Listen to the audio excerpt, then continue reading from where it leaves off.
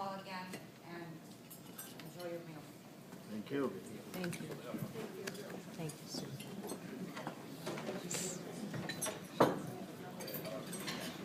I know everybody's probably pretty hungry, so I'm not going to keep you too long. I think I wrote a little book that she was talking about. But, I'll try to get through it fast and just to reflect a little bit on Samir's life as best I can. Again, I'm here to thank you all again for coming, and his friends and family, people from distances. And I'll try to get through this best I can now. Come here today, not just in to mourn the passing of our brother Samir, but to celebrate the epic journey that was his life. This is what I believe Samir would have wanted from us, to celebrate his life.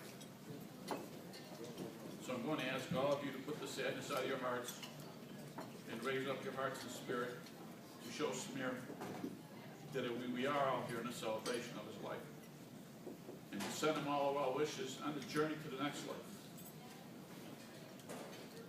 Let me take a minute just to give you a little bit about a little story about Samir's path that brought him to us. When I was 17 years old, my family and I went to Lebanon to visit Samir and his brothers for the first time. It was in the 70s. My hair was a little long, and so my parents made me cut it. So, you want to have a good appearance for your family over there. So, little to my amazement, when I watched it, I was a little reluctant to cut it, but when I got over there and noticed Samir's hair was down his shoulder, I was a little bit upset,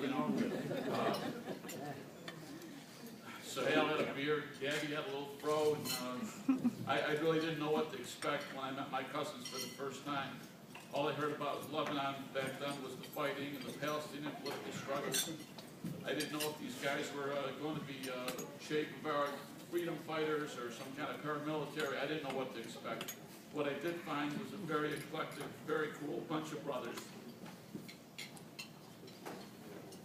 Samir, while helping out his family in a small shop that his family owned, also managed a rock and roll band that would play in the evenings out in the many resort towns in the mountains of Lebanon. And how cool was that? I'm 17, I get over there, and my cousin's got a rock and roll band. I said, this is great. At night, you go out and hit the different places. A lot of stories there. I spent almost 30 days with those guys at Summer, probably the best 30 days of my life. Although the tensions in Beirut were escalating, they were really expressed the willingness to want to come to the States to get out from underneath the bullets and the bombs and start a new life. Shortly thereafter, they came to the States to start their new life. Samir took on any kind of work he could. He was working for a while at the night shift in a steel foundry. I'd be leaving for school in the morning. Samir would be getting there with his face all black and dust from the toxicity of the conditions in there from the factory. Soon after work, the work took its toll on him and became ill with what the doctors thought was a life-threatening illness. Samir wouldn't hear of it. He said, I'm not letting that beat me. The power of the mind is stronger than that of the body, he would tell me. A lesson I never forgot. And he went on to beat that life sentence that the doctors gave him, living another 30 years.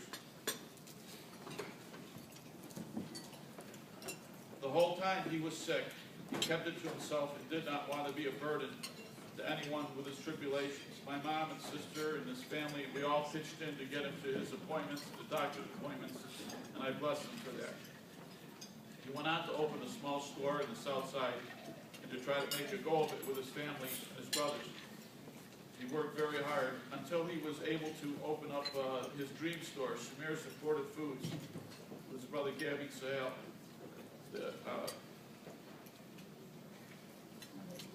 Not only did Samir's bring imported food to the community, but he brought a community together. It was more than a store, it was a social event.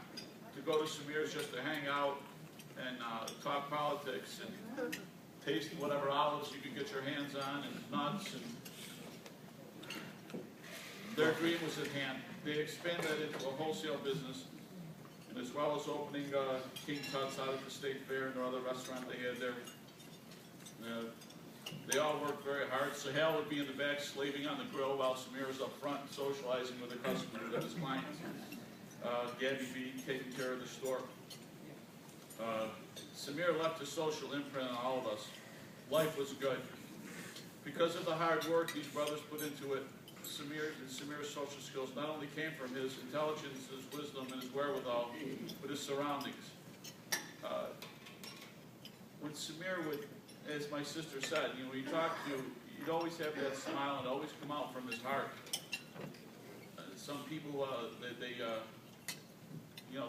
they're born with a smile, but Samir's hard to explain. But anybody that knew him, anybody that he touched, that smile was just imprinted on his face.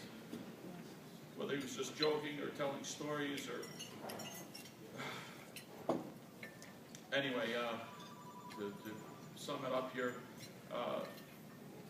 Samir's life touched all of us.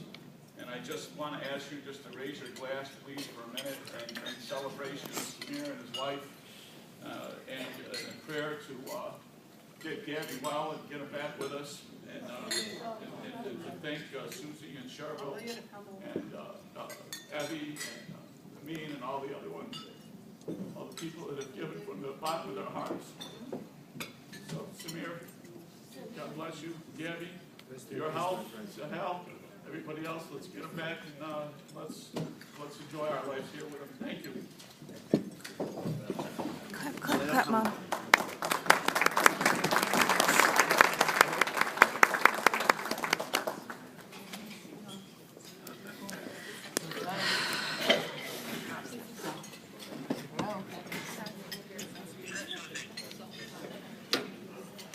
God, they give her my ears.